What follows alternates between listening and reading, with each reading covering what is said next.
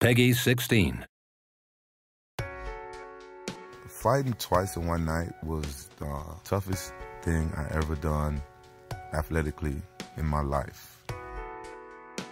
When I did it, I fought two of the best fighters in the world. Chuck Liddell was a big star in UFC.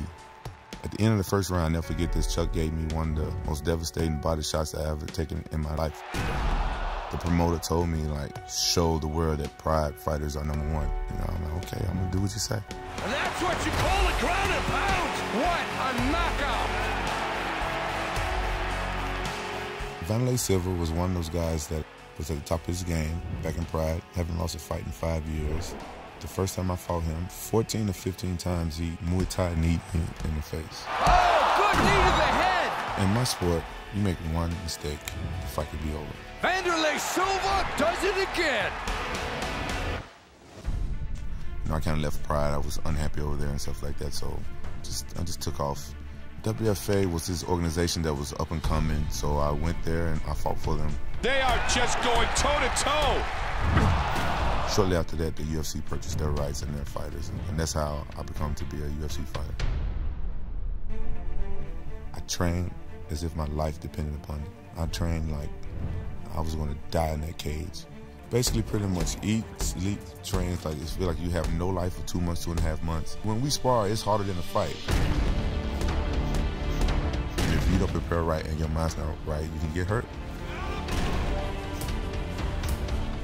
I felt unstoppable. I felt like if they would have put a bull in the cage with me, I was going home with his horn.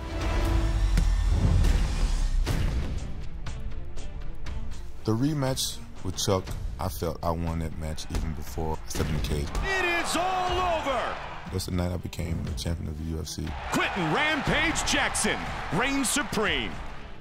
Dan Henderson is one of the toughest fighters out there. Huge left and right. It was a war. It was an all-out war. Vicious ground and pound from the top here. To unify the title for me was like the biggest accomplishment of my life. I felt like I made history. I use that to motivate me for my next training camp, for my next fight. I wouldn't call it personal, but Vanderlei Silva gave me two of the worst ass whoopings I ever had in my whole life. Vanderlei is hoping to make it 3 in a row against Rampage. Vanderlei pushed me at the weigh-ins. I smiled because that's when I know that I was going to destroy him.